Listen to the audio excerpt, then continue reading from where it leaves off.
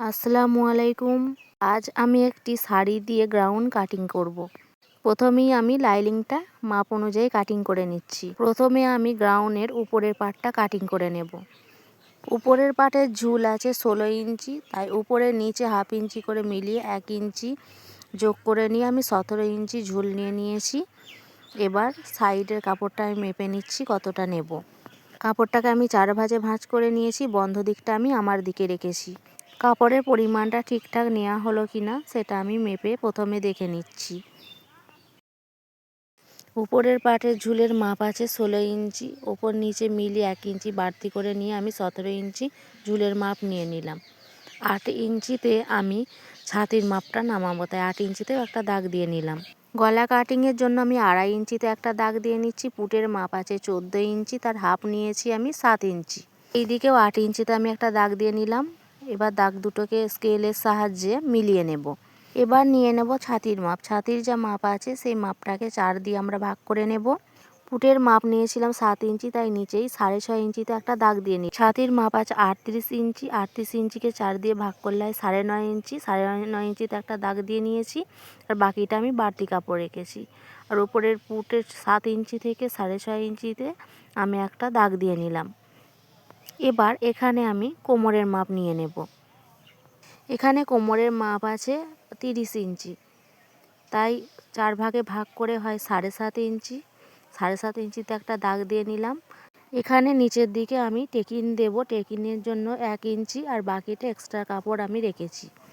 কাঁধের দিকটা ডাউন করার জন্য হাফ ইঞ্চিতে একটা দাগ দিয়ে নিলাম। আর এই 3 ইঞ্চি নিচে থেকে আমি আরমোলের শেপ দেব।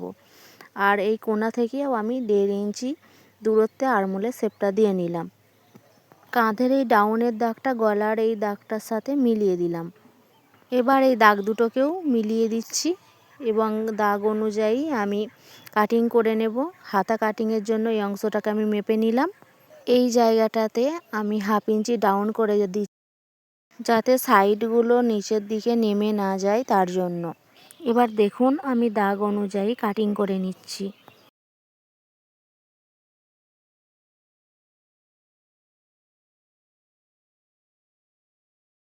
এবার হাতার লাইনিং কাপড়টা কাটিং করে নেব। এবার হাতা যেভাবে কাটিং করে সেইভাবেই আমি কেটে নেব। হাতাটির ঝুল আছে 14 ইঞ্চি, এখানেও আমি ওপর নিচে মিলিয়ে হাফ ইঞ্চি করে 1 ইঞ্চি বেশি নিয়ে 15 ইঞ্চি নিয়ে নিচ্ছি। হাতার কাপড়টাকে আমি 4 ভাগে ভাঁজ করে নিয়েছি, বন্ধ দিকটা আমি আমার দিকে রেখেছি। 3 ইঞ্চি নিচে ডাউন করব, তাই ওখানে একটা দাগ দিয়ে নিলাম। এখানে মোহরার মাপ আছে 4.5 ইঞ্চি, 2.5 ইঞ্চি আমি এক্সট্রা কাপড় রেখেছি।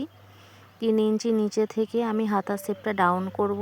দেখুন কিভাবে আমি হাতাটা কাটিং করছি।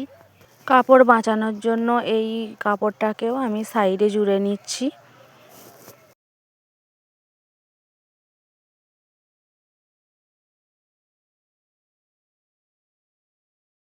হাতাটা আমাদের কাটিং করা হয়ে গেছে। এগুলো জয়েন্ট আছে, এগুলোকে আমি কেটে নিচ্ছি।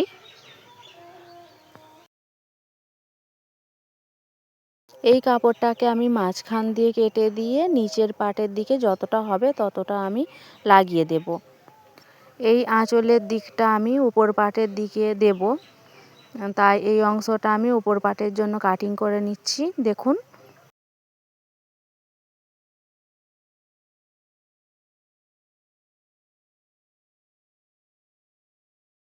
এই কাপড়টাকে আমি 4 ভাঁজে ভাঁজ করে নিচ্ছি আর বন্ধ দিকটা আমি আমার দিকে রাখছি।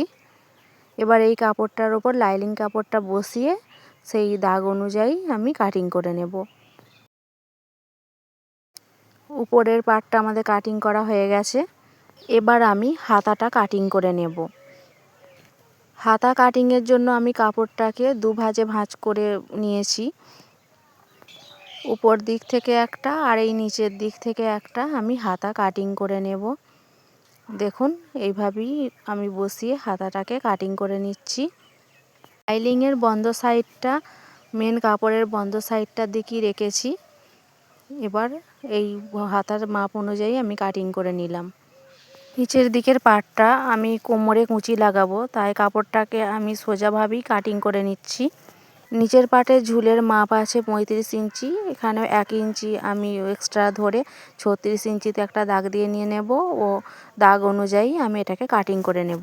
গ্রাউন্ডটার ফাইনাল লুক কেমন হলো অবশ্যই আপনাদের সাথে শেয়ার করব। এতক্ষণ ধৈর্য ধরে ভিডিওটা দেখার জন্য আপনাদেরকে অসংখ্য ধন্যবাদ। Thank you.